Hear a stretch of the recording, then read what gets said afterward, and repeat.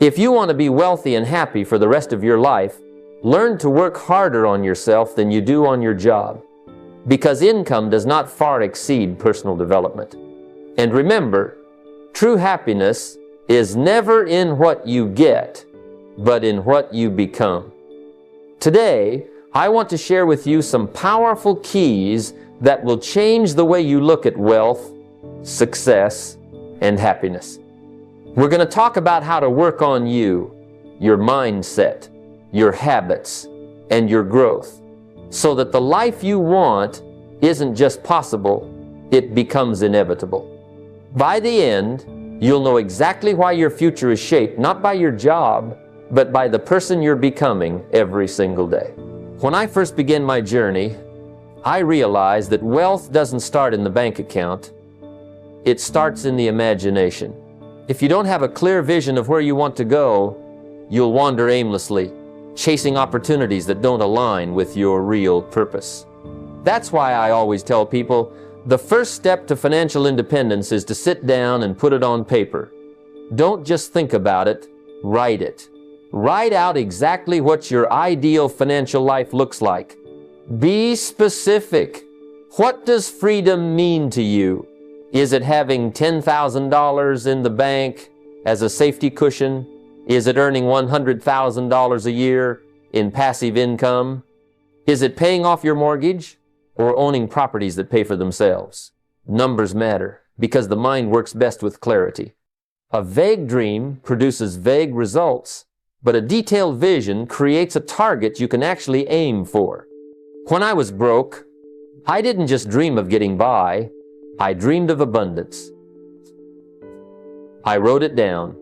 I described the house I wanted, the kind of investments I would own, the businesses I'd build, and even the type of people I would be around. Every morning and night, I reviewed those notes. And something interesting happened. My mind started looking for ways to make it happen. It's like buying a red car and suddenly seeing red cars everywhere. Once you give your brain a direction, it starts finding opportunities you used to overlook. This isn't about wishful thinking. It's about training your mind to focus. If your vision says you want $1 million in assets in the next 10 years, then your decisions start aligning with that. Suddenly, buying a new gadget doesn't seem so important, but putting that money into investments does. Suddenly, wasting 3 hours a night watching television feels expensive, because that time could be used learning a skill, building a business, or networking with people who can elevate your game. The key is consistency. Review that vision daily. Make it real by attaching emotions to it. Feel what it will be like to walk into that debt-free home, to see those investment statements growing, to take your family on a vacation without worrying about bills. If you can see it in your mind and feel it in your heart, you'll eventually hold it in your hands. Wealth begins as a vision long before it becomes a reality. When I was younger, I thought the key to wealth was just to work harder at my job. If I put in more hours, if I hustled more, surely the paycheck would grow. But then I discovered the truth. A job will give you a living, but working on yourself will give you a fortune. That was a turning point. The marketplace doesn't pay you for time alone. It pays you for the value you bring. And value comes from personal growth, from becoming better, sharper, wiser, and more capable than you were yesterday. If you don't grow, you'll always be limited by the job you hold. But if you work harder on yourself than you do on your job, you'll never be out of opportunities, because opportunities are attracted to skill and character. Think about it this way. If you show up at a job with only the basics, you'll earn the basics. But if you develop a high-income skill, something that solves big problems for people, you change the game. I remember when I decided to focus on my communication skills. At first, I wasn't a natural. I stumbled, I hesitated, I doubted myself. But I committed to mastery. I read books, I listened to mentors, I practiced relentlessly, Within a year, I wasn't just earning more, I was creating opportunities that never would have existed had I stayed the same. That's the power of personal development. I often tell people, dedicate at least part of every day to becoming better. Learn one new concept. Read something that challenges your thinking. Practice a skill that can increase your value in the marketplace. If you do this daily, you'll surprise yourself in 12 months with how far you've come. It could be sales, marketing, investing, coding, public speaking. Pick one high-income skill and commit. Because once you have it, nobody can take it away. It becomes part of you. And the world will always pay for value. See, jobs can come and go, but the person you become stays. When you grow yourself, you're not just building wealth, you're building confidence, independence, and resilience. And here's the most exciting part. The more you grow, the more you attract. Success is magnetic. People want to work with those who are sharp, competent, and reliable. So don't just work for money. Work for growth, and the money will follow. If you want your fortune to expand, you must expand first. When I first started earning money, I thought the goal was to spend more, to look successful, to keep up with those who seem to have it all together. But I learned quickly that appearances don't build wealth, discipline does. Living well below your means is not about deprivation, it's about positioning yourself for freedom. Too many people earn a good income, but by the end of the month, they've spent it all on comforts and trinkets that don't last. They work harder each year, yet never get ahead. The truth is, wealth isn't about what you earn, it's about what you keep, and more importantly, what you grow. I remember meeting a man who earned far less than many of his peers, yet he was financially free. His secret was simple. He lived below his means and invested the difference. While others bought cars, gadgets, and vacations they couldn't afford, he quietly built assets, real estate, stocks, small ventures that generated cash flow. Over time, his discipline compounded, and he had the freedom most of his high-earning friends never achieved. That showed me wealth isn't about the size of the paycheck. It's about the size of the habits. Saving 20–30% of every dollar might feel uncomfortable at first, but that's where discipline meets vision. Every dollar you save and put into income-generating assets is a soldier working for you, building your army of freedom. Most people send their dollars out to entertain them for a moment. The wealthy send their dollars out to work for them for life. If you can shift your mindset from consumption to investment, your future will thank you. Now, this doesn't mean you never enjoy your money. Life is meant to be enjoyed, but enjoyment must come after responsibility. If you take the first slice of your income and invest it, then whatever remains is yours to use with peace of mind. Imagine what happens after a decade of consistent investing. Those assets begin to produce income streams that reduce your dependence on your job. That's the bridge to financial independence. So don't fall into the trap of looking rich while staying broke. Drive a smaller car if you have to. Live in a modest place if you must. Skip the unnecessary expenses that drain your future. Because every sacrifice today is not really a loss, it's a seed. And when those seeds grow into financial trees, you'll enjoy fruits that last far longer than the temporary pleasures ever could. Wealth is not built on income. It is built on discipline, and the discipline to live below your means is the cornerstone of freedom. When I was young, I didn't understand the true value of time. I thought wealth came from sudden breakthroughs, big wins, or lucky breaks. But as I matured, I realized wealth is rarely the result of a single dramatic event. It's the quiet power of time working with discipline. Time is the greatest multiplier of wealth, yet most people trade it away cheaply, spending years chasing comforts instead of planting seeds that will grow. If you understand compounding, you understand one of life's most powerful forces. Small, consistent actions when given enough time, produce extraordinary results. I once met a man who started investing just $100 a month when he was young. At first, it seemed laughably small, hardly worth the effort. But he never stopped, month after month, year after year, through good times and bad. By the time he reached middle age, those little investments had grown into a fortune, not because he was a genius, but because he understood time and consistency.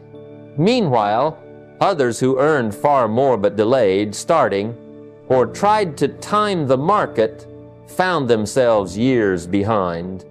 The lesson was simple. You don't have to be rich to start, but you do have to start to get rich. That's why automation is so powerful. If you set up an automatic transfer to your investments every month, even if it's only a small amount at first, you remove the temptation to spend what should be planted. Your money quietly works in the background while you focus on your life.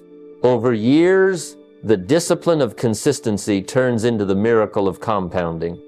Just like a tree doesn't grow overnight, wealth doesn't appear instantly, but give it time, and it becomes unshakable. The trap most people fall into is waiting for the right time. They say, I'll start saving when I make more, or I'll invest when things are easier. But waiting is costly. Every year you delay is a year lost to compounding. Wealth doesn't just depend on what you earn, it depends on how long you give it to grow. So, treat time as your greatest ally. Be patient with your investments. Nurture them with consistency, and let time do the heavy lifting. A decade of discipline can outperform a lifetime of hesitation. Wealth is not built in a moment.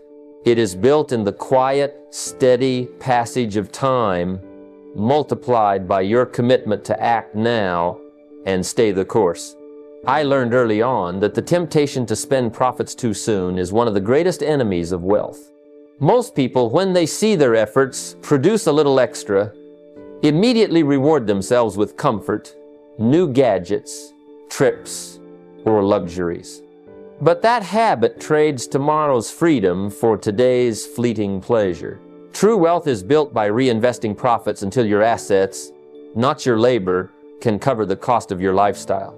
That's the discipline of delaying gratification. And it's the very thing that separates the wealthy from everyone else. I remember a time when I launched a small venture that finally started to make money. The natural instinct was to celebrate by spending. But I decided to put every dollar back into the business. It wasn't easy. There were things I wanted, comforts I thought I had earned. But I reminded myself that if I kept the profits circulating, the machine would grow. And it did. Eventually, that business produced enough income that I no longer needed to trade time for money. What once was a sacrifice became the source of freedom. Think of money as seed. If you eat the seed, you satisfy hunger for a moment, but you destroy the chance of harvest. If you plant it, nurture it, and replant every bit of the yield back into the ground, in time the harvest becomes so abundant that it feeds you for life. That's what happens when you reinvest profits. The cycle compounds, and soon the income generated by your assets exceeds your living expenses. At that point, you've stepped into a new kind of freedom. Your lifestyle is sustained not by endless work, but by the quiet power of assets producing income on your behalf. The practical step is simple, but it requires discipline. Keep profits circulating back into your wealth-building machine until it grows large enough to support you. That might mean reinvesting in your business, adding to your investments, or buying income-generating assets like real estate. Resist the urge to extract too early. Think long-term. If you can delay gratification now, you can enjoy a life later where your bills are paid whether you work or not. Freedom doesn't come from earning more, it comes from reinvesting wisely, again and again, until your assets take care of you. And once that happens, you're no longer working for money. Money is working for you. When I was young, I thought the goal was simply to earn a good wage. I believed that if I worked hard enough, showed up early, stayed late, and gave my best, then life would reward me. And to some extent it did. I made a living. But one day I realized something sobering. Wages stop the moment you stop working. The income I was so proud of depended entirely on my ability to trade hours for dollars. If I got sick, if I grew tired, or if life shifted in ways I couldn't control, the flow of money would end. That realization changed everything for me. I understood that true financial freedom doesn't come from wages alone. It comes from owning assets. Assets have a remarkable quality. They keep working even when you don't. An income-generating property doesn't call in sick. Dividend stocks don't take vacations. And digital assets don't need sleep. They quietly and consistently produce value, creating streams of income that flow whether you're at the desk or on the beach, whether you're healthy or recovering, whether you're engaged or resting. That's why the rich focus so relentlessly on acquiring and building assets. They know that wealth is not secured by effort alone, but by systems and ownership. I once invested in a small rental property.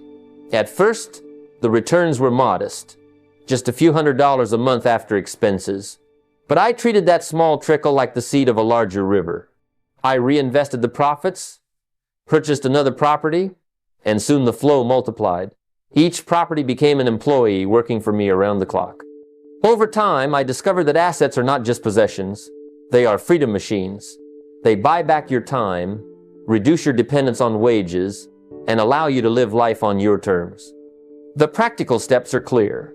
Begin acquiring income-generating property if possible. If real estate isn't accessible, start with dividend-paying stocks or index funds that provide steady returns. Or step into the digital world and create assets, ebooks, courses, or systems that keep producing income long after the work is done. The form doesn't matter as much as the principle. Own something that continues to generate after you stop. So, don't just aim to earn wages. Use your wages as the tool to acquire assets. Let your effort fund ownership, and let ownership fund your freedom. Because the day you own enough assets to cover your life, that's the day you truly stop working for money, and money starts working for you. I can tell you from experience, the road to wealth is not a straight highway. It's full of detours, potholes, and unexpected turns. There were times I made investments that didn't pan out, decisions that cost me more than I care to remember, and moments when I felt like I was back at square one. But here's the truth. Financial failures are not final. They are feedback. They are lessons disguised as losses, and if you are wise, you'll use them as stepping stones instead of stumbling blocks. When I look back at my early mistakes, I realize they were some of my greatest teachers. Losing money forced me to confront what I didn't know, to humble myself, and to study harder. It taught me that success and wealth is not about avoiding failure, but about responding to it correctly. Every setback asks the question, will you quit or will you adjust? Most people quit. The wealthy adjust. They treat mistakes as data, not as destiny. I remember once putting money into a business deal that seemed promising on paper but collapsed in practice. For a moment, I was discouraged. But I took a step back and asked, what went wrong? What was I blind to? What could I have done differently? That reflection didn't return the money, but it gave me wisdom, and that wisdom produced returns in the years to come. The lesson I gained from that one, failure saved me from making the same mistake 10 times over. In truth, the price I paid was not a loss. It was tuition. That's how you must see your setbacks. Don't call them failures. Call them lessons. Don't view them as dead ends. View them as redirections. If an investment goes wrong, learn about risk management. If a partnership fails, learn about choosing people wisely. If your spending habits land you in debt, learn about discipline and budgeting. Every error is feedback, showing you where to grow. The practical action is simple. Whenever you stumble financially, Write down the lesson, journal it, study it, share it with someone else so they can avoid the same mistake, and then keep moving. Don't let one closed door convince you the house is empty. Wealth is built by those who keep walking, keep adjusting, and keep learning until the lessons bear fruit. Remember, setbacks are not the end of your story. They're simply part of the education that prepares you for the wealth you're meant to build.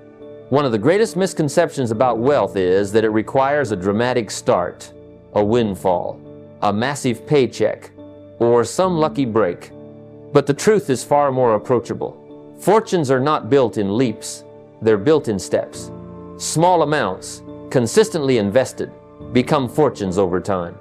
The key is not how much you start with, but how faithful you are to the process of contributing daily. A little seed planted every day eventually grows into a tree that not only provides shade, but produces fruit for generations. I remember when I first understood this principle. I didn't have large sums of money to throw into investments, but I had a few dollars. Instead of dismissing them as insignificant, I decided to give them an assignment. Each dollar went into savings or a small investment, and though at first it seemed like nothing was happening, over time I began to see the compounding effect. What once looked like spare change began to look like meaningful progress. And eventually, the progress became momentum. That's the power of consistency. Most people wait for someday when they'll earn more, someday when they'll have enough left over to invest, someday when the conditions are perfect. But someday is often a thief. The wealthy don't wait for someday. They start with today. They understand that a daily habit, no matter how small, builds a financial muscle that grows stronger with use. If you can consistently put aside even $5 a day, not only are you accumulating, but you're also training yourself in the discipline of wealth. The strategy is simple. Don't focus on big, irregular contributions that may or may not happen. Focus instead on small, daily actions. Treat it like brushing your teeth or exercising, a non-negotiable routine. Automate it if you can, so you don't rely on willpower. Set up a dedicated account or investment plan where those small amounts can grow without interference. The goal isn't just the money, it's the habit. Because the person who masters the habit of consistent contribution will always find themselves in a better financial position than the person who waits for the perfect moment. So, take the practical step today. Save or invest at least $5 daily in a dedicated account. It may not impress anyone now, but years from today, when that steady stream has become a river of wealth, you'll be grateful you started small and stayed consistent. Small deposits, repeated faithfully, create extraordinary fortunes. One of the most dangerous habits when it comes to money is emotional spending. It's that impulse to buy something not because you need it, not because it serves your long-term goals, but because in the moment it feels good. And while the pleasure fades quickly, the cost remains. I've seen it ruin people's financial progress, because every time they took a step forward with saving or investing, they undid it with one rash purchase. That's why learning how to control emotional spending is one of the greatest disciplines you can ever master. The truth is, money decisions made in emotion are rarely wise. Think of how many closets are filled with clothes still carrying tags. How many garages have gadgets that were exciting for a week and then forgotten? How many credit card bills are filled with things that no longer bring joy? All of that stems from acting in the moment without pause. The wealthy approach money differently. They train themselves to respond, not react. They let their reason rule their pocketbook instead of their moods. The strategy that works is simple, but incredibly powerful. Before you buy any non-essential item above a set amount, wait 24 hours. Give your emotions time to settle. Give your mind time to catch up. What seemed urgent in the moment often feels trivial the next day. That short pause creates clarity. You start to see whether the purchase adds value to your life or just satisfies a fleeting desire. And once you practice this long enough, you'll notice your attachment to impulse spending begins to weaken. I applied this rule in my own life, and I can tell you, it saved me not just money, but regret. There were times when I wanted the latest gadget or a shiny new item that caught my attention. Had I bought it instantly, I would have tied up dollars that could have been invested. By waiting a single day, I found that the urge often disappeared, and my money remained where it should be, working for me. And on the rare occasions when I still wanted it after 24 hours, I knew it wasn't an impulse. It was a considered choice. The practical step is clear. Set a threshold for yourself. Maybe it's $50, maybe it's $100. Whatever the number, promise yourself that any purchase above that amount requires a 24-hour delay. No exceptions. Use that pause to revisit your financial goals. Ask yourself if this purchase moves you toward freedom or traps you in comfort, and then decide. Over time, you'll notice fewer regrets, more savings, and a growing sense of control over your financial life. Wealth doesn't come from spending less joyfully, but from spending more wisely. And wisdom begins with discipline. What you focus on expands. That's a truth I discovered early on, and it has shaped every part of my financial journey. Energy flows where focus goes. If your mind is filled with problems, complaints, and obstacles, that's all you'll see. You'll start to believe that opportunities are scarce, that wealth is out of reach, that circumstances are against you. But if you deliberately train your focus on opportunities, suddenly your mind begins to work like a magnet, attracting solutions, connections, and ideas that move you forward. The wealthy aren't luckier than everyone else. They're simply more focused on where they're going instead of what's in their way. I remember the first time I disciplined myself to change my focus. For a long time, I caught myself rehearsing excuses, why I couldn't, why it was hard, why others had more advantage. But when I began to shift my attention to possibilities, I noticed my energy shifted too. I started to see chances where before I saw only challenges. It wasn't that the obstacles disappeared, but my ability to handle them grew. That's the secret. Whatever you give your focus to grows stronger in your life. The strategy is simple but powerful. Keep your mind on opportunities, not obstacles. It doesn't mean ignoring reality or pretending problems don't exist. It means you don't allow them to dominate your attention. Problems are temporary. Opportunities are gateways. Train yourself to ask, where's the opening? Where's the lesson? Where's the advantage hidden in this situation? The more you practice that mindset, the more naturally your brain starts seeking value instead of fear. One of the best ways to lock this principle into practice is through a daily habit. Start each day by writing down one money-making idea. Just one. Don't pressure yourself to make it perfect or even immediately actionable. The goal isn't to come up with $1 million plan every morning. The goal is to discipline your mind to search for opportunities. Some ideas will be small, like offering a new service, improving a process, or selling something you no longer use. Others may be larger, like starting a new venture or investing in a particular asset. The point is to get your focus aligned with creation, not consumption. Over time, those daily ideas build momentum. One morning's thought might seem trivial, but a week of them becomes a list. A month becomes a journal. A year becomes a library of opportunities. And from that library, you'll find pathways you never would have seen if you had spent your mornings worrying about obstacles instead of training your vision on possibilities. So remember this, energy flows where focus goes. If you choose to focus on lack, you'll attract more lack.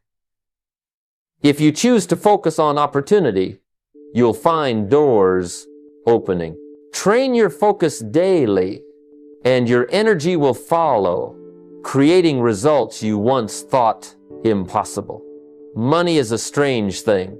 The more you chase it, the faster it seems to run.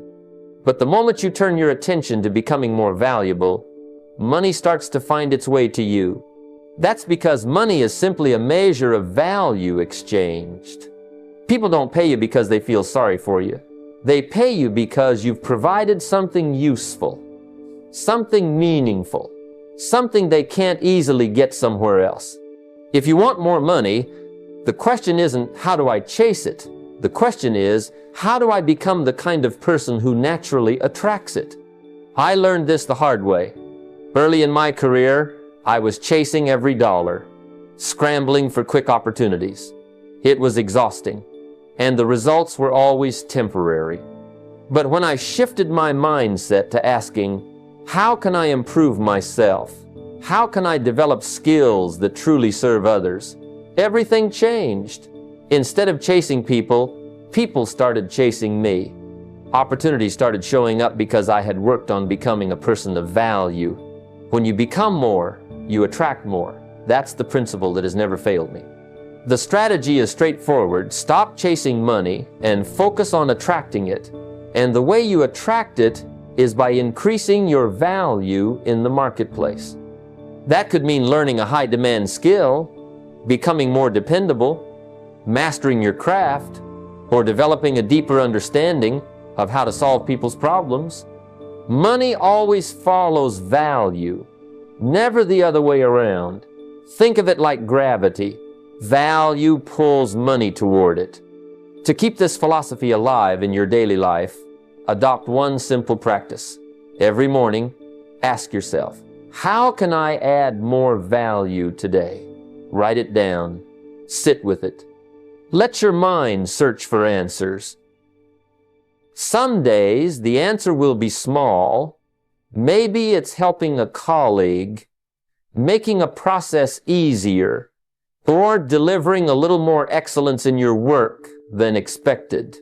Other days the answer will be bigger, creating a new idea, launching a service, or mentoring someone.